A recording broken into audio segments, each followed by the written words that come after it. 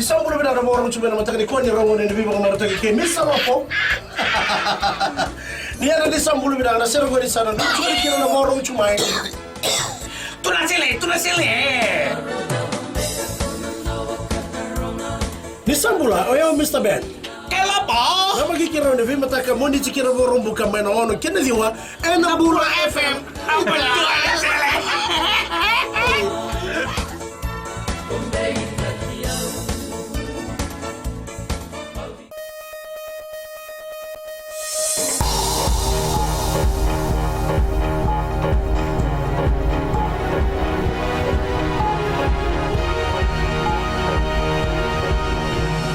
Good evening, this is FBC News. I'm Amrita Priyadarshini. In this bulletin, Prime Minister Voreqe Bainimarama wants telcos to get their act together.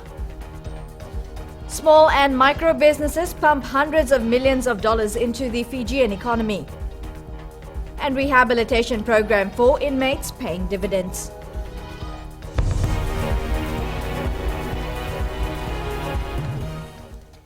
The Prime Minister has given directives to companies responsible in developing Fiji's information and communications technology to pull up their socks.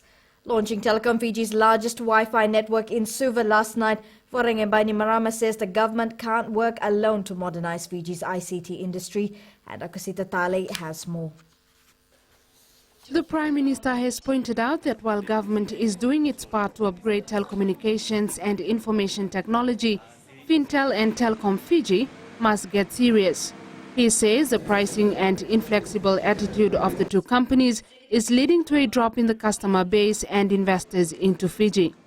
Calling for urgent action, Voreqe Bainimarama says Fiji is fortunate the Southern Cross cable lands here, but this doesn't mean we take a monopolistic stand. We cannot afford to have the attitude that we make a kill on one sale. We must move to a lower margin and high volume approach. This will enable us to take advantage of the economic trajectory we are on and create businesses and employment opportunities in the ITC sector, both directly and indirectly. Bainimarama has also given a directive to the Fiji Electricity Authority and TFL to work together and iron out issues by next week.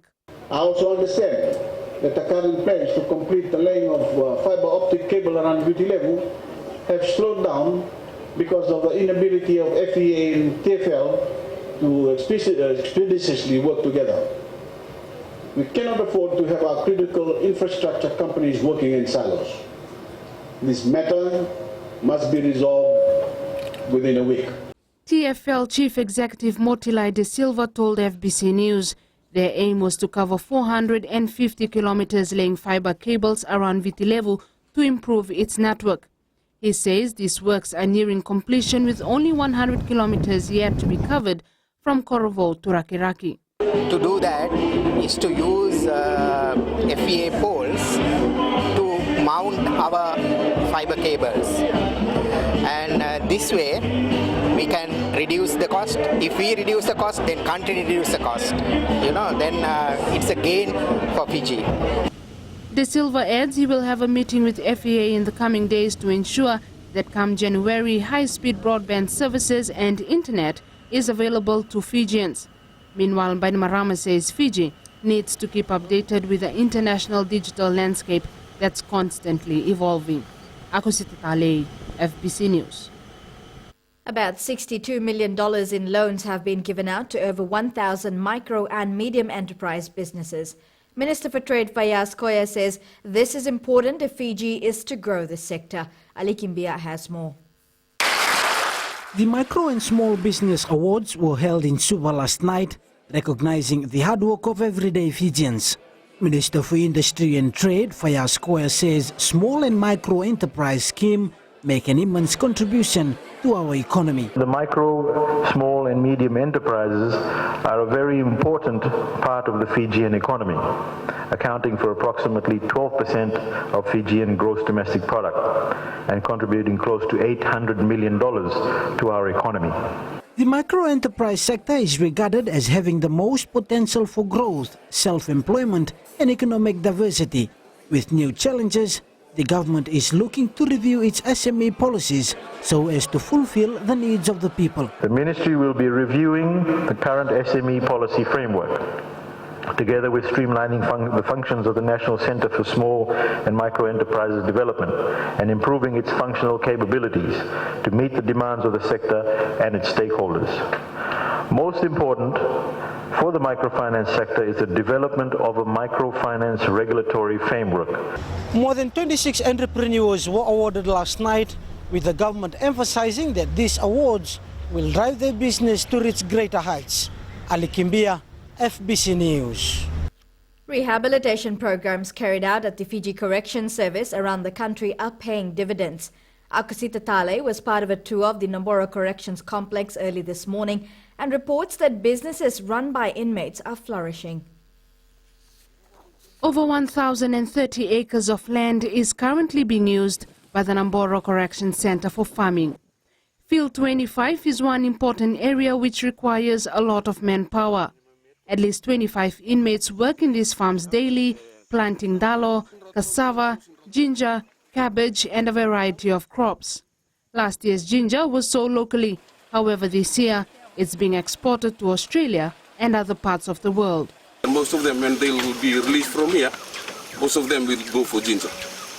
But hopefully the market will be there for them. For us, because we plant in a big volume, the exporters are coming running because we have got the volume to. But for the small farmers, that's the one area that we are really concerned with. The Correction Centre piggery is also expected to make its own feed in a few years' time, as commercial feed is expensive. To minimize costs, pigs are fed cassava, rice and fish to supplement the feed. Pig sales rake in $500,000 a year. That money goes back to the government, while $200,000 is kept for costs at the Nambora complex. Vasu says demand is so high that they can fully meet the quota for Fiji meats, which supplies hotels and walk-in customers. Their poultry farms in the maximum security facility rake in around $30,000 a week. We're supplying to few of the fishing boats and other walking customers. So we just can't meet the demand. So that's what's there on the demand from the market. The government workshop is able to earn $500,000 per year and now has plans to open retail outlets around Fiji. The average inmates over here daily is 36 inmates. So we are from the 7 o'clock in the morning, we knock up at 4 o'clock. So whatever the production they do in the day, we manage to do the customer demands. Whatever they give to us, we have to do. We have to produce it per week. And also, the average sale per week is about $5,000. There are 1,723 prison inmates, including 4 babies, in 13 prison complexes around the country. Akusita Tale, FBC News. Police are urging parents and guardians to always be alert after the body of a 2-year-old child was found in a river close to Nadokaika village in Neitasiri. The girl's body was found by a 53-year-old man yesterday morning, floating in a nearby river. Police spokesperson Adonaisa Sokomuri says the child's parents reported her missing at 3:30 p.m. on 12th November at Viria village, Neitasiri. A search was then carried out, but to no avail. Sokomuri says the girl's body is at the Wanimbokasi mortuary and the post-mortem will be conducted soon. After the break, locally produced TV series promises to impress Fijians.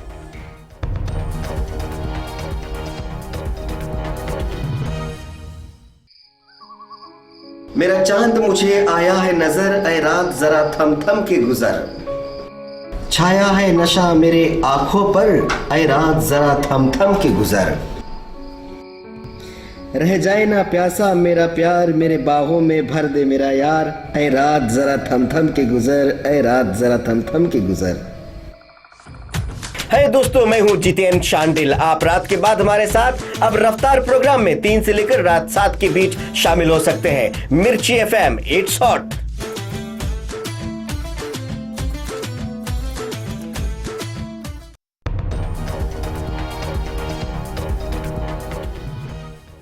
Welcome back to FBC News. Today is World Diabetes Day, and an awareness campaign by the Petero Divonideva Foundation helped collect funds to treat diabetics. Shireen Latta reports more than 300 people turned up to Buckers Park in Suva to take part in the program and to make donations. Sports, outdoor activities and even bouncy castles, bringing people together to support diabetic patients and raise funds for their treatment. There's a lot of children and we love this, and we are here to support the diabetes people since it's increasing.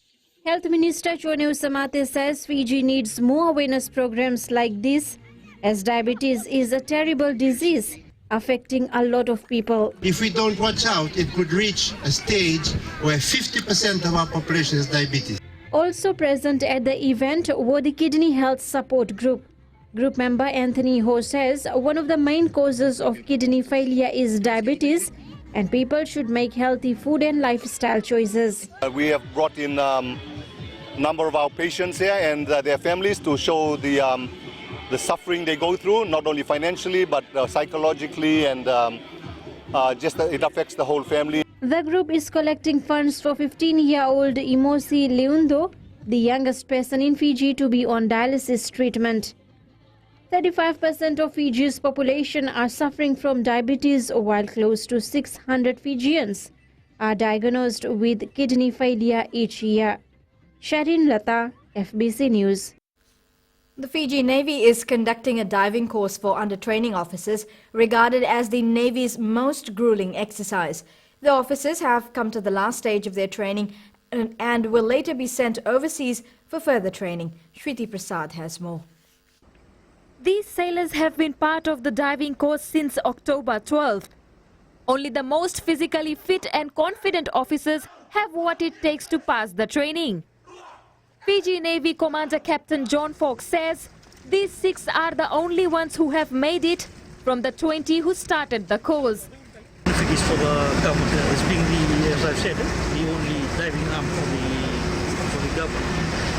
That role, the specialist role that we can help with the government. Basic things is if there's any minor salvage tasks, if there's a car underwater, we need to retrieve. Some of the sailors who have been taken through their paces hope to help save lives from their new skills. I used to dive at home, actually with my father, but not deep diving. But when I joined the Navy, I learned more new things. Actually, I know about the signals for the divers. In village, we free dive, so we came here to learn sequence by the how we dive in the water. There are currently 21 qualified divers in the Fiji Navy. Shruti Prasad, FBC News. Now, while the government has allocated $350,000 for local film productions, a call has been made for more support to be shown by the business industry. A new locally directed and produced TV series, Spice of Life, stars an all-local cast and crew, but almost did not get done due to the lack of financial support. Alan Stoltz has more. Fiji National University Vice-Chancellor Professor Ian Rouse says Fiji has a lot of talent but lacks the support. I think this is really good for film and television here in Fiji. There's great potential, there's a lot of people with incredible talent, they just need to be nurtured and supported. I'm hoping that with the launch of the series there'll be a lot more people who are interested in investing. 19-year-old Dwayne Gray from Raiwai in Suva is a first-year student at FNU's film school and says he has a passion for film and being a cameraman, but this is the first time for him to be in front of the camera. It's the first TV series locally made, and being the first to act in it is just amazing. Vaseva Ranandi, also 19, says she is a shy person and it wasn't easy for her to learn her lines or act in front of her peers. It's really hard for me to cope with the other characters. So the challenge that I faced, because I'm a really shy person, so when I get used to this filmmaking, so it's no more challenge there. Rashil Nan hails from Lautoka and feels that there is a need to change the mindsets of people in our society. Society thinks about that I'm the eldest in my family, and they think that entering in this sort of stuff will end up being nowhere. I kept my fingers crossed and I promised them that I'll achieve something, and I think so. I'm in the track.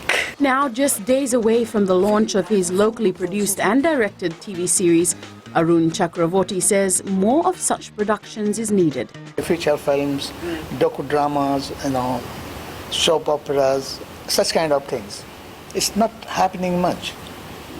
So I thought, why not? The FNU, Film and Television Department, should try to make an effort on this area too.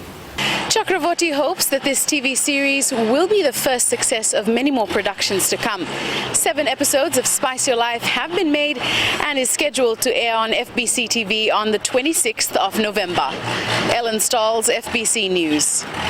Fiji Girl Guides Association today launched guidebooks on preventing violence against women. Voices Against Violence has non-formal education programs for children and youth to help stop the abuse of girls and young women. The association launched 4 guidebooks for different age groups. Fiji Girl Guide Association's president, Dr. Akanisi Kendriate, says they have come across cases where women and girls are not able to protect themselves, and that's where these books come in handy. This is not just, something that the Girl Guide should be concerned about, but this is something that the whole community and the whole nation, should join hands together to stop this violence or to prevent violence. The guidebook will be distributed in schools from next year. Now turning to world news, France has declared a national state of emergency and has closed its borders after scores of people were killed in multiple gun and bomb attacks in Paris. Now, at least 3 gunmen are reported to have been killed. And women's football competition enters the final stages. Details after the break.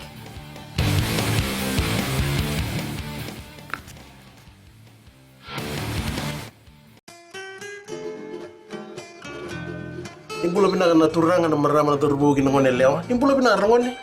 Karuita kini marata itiron tapi tinggomian na bio liba ni Radio Fiji 1 na bai viti na bonga ni bianu yano. Oya upio rotuanga na muni daw ni bengravi. Na makia mai daw no kita tiri karua moni tiki na barumbuka. Ene wasini ngone baruta ki kilo mani koro. Ilutu na karomo.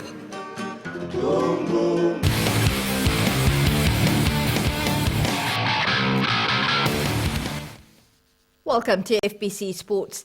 The TFL Fijiana side has qualified for the semi-finals of the Oceania Sevens, winning 2 pool matches so far today. Fiji defeated Cook Islands 48-0 and then accounted for Tonga 62-0 in their second match. Now, as mentioned earlier, Fiji defeated Cook Islands 48-0 in their first match, and Fiji's last pool match is against Samoa at 6:10 p.m. World 7 Series champions, the Vodafone Fiji 7 side will face Japan, Canada and Argentina in Pool A of the Dubai Sevens next month. Dubai's defending champions and the series' second-ranked side last season, South Africa, start in Pool B against Scotland, Samoa and newly promoted core team Russia. 12-time series champions lead Pool C, while England are the top seeds in Pool D. The TFL Fijiana side will face Canada, USA and Ireland in Pool B of the women's competition. New Zealand will kick off both their series and Dubai title defenses against France, Russia and Brazil in Pool A. Now, the Dubai Sevens will be played on the 5th and 6th of next month, and you can watch it live on FBC TV. The Pillay Garments Fiji Billiards Association Champion versus Champion series got underway in Nosori today. 16 players are vying for the top prize. Rohit Deo with more. The best snooker players in Fiji have converged at the Nosori Club to become the number 1. The competition on day 1 has been tough, as these competitors are some of the most skilled that Fiji has to offer. This is a 2-day event. We start this morning, and till then now we see a lot of competition going on and players showing his top skill. Jitendra Kumar is the defending champion and looked good today, but will face tough competition from other top players. At the moment, we can't say anything because when we see the competition level, it's too high. So all players are favorite now at the moment. Competition finishes tomorrow. Rohit Dev, FBC Sports. Close to 300 people turned up today for the 5K dash at Buckers Park in Suva. The run was organised by rugby league legend Petero Divonideva in an effort to involve people into healthier living. Runners as far as from the Western Division turned up in support of the program. And winners in various categories walked away with attractive prizes. The Rewa football women's team is through to the final of Super 4 competition underway at the Fiji Football Academy grounds in Suva. Rewa defeated Bar 4-2 on penalty kicks after both teams were locked at 1-1 after full time. Rewa will play Lambasa, who defeated Nasinu 2-1 in the second semi-final. These are the champions from their divisions. So we have Lambasa from the north, Bar from the west, and the two teams from the south, Rewa and Nasinu. The final will be played at 11 a.m. at the same venue tomorrow. Fijian wonder boy Roy Krishna scored a goal and set up another for his Wellington Phoenix team for a 4-2 victory over Adelaide United in the Hyundai A-League last night. Meanwhile, in another match, Western Sydney Wanderers defeated Melbourne City 3-0.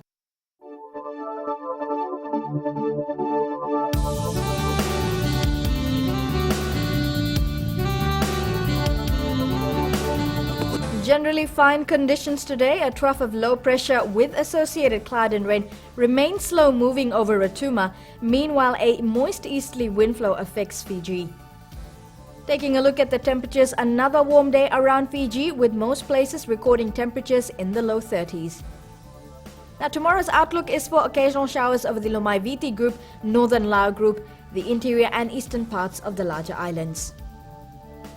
As for the further outlook, some showers over the interior and eastern parts of the larger islands. Elsewhere, afternoon or evening showers are expected. Recapping our main stories tonight. Prime Minister Vorenga Bainimarama tells Fintel and TFL to shape up and improve ICT in Fiji. SMEs pump $800 million into the Fijian economy. And locally produced TV show promises to impress Fiji. On to our poll question. This week we ask, are you happy with the massive reduction in VAT? You can visit our FBC website to take part. You can send us newsworthy pictures and videos as well on email citizenseyes@fbc.com.fj or share it with us via our Facebook page FBC News, or if you're on Twitter, follow and tweet us your news tips at FBC News or simply #FBC News. You've been watching FBC News. I'm Amrita Priyadarshini. Good night.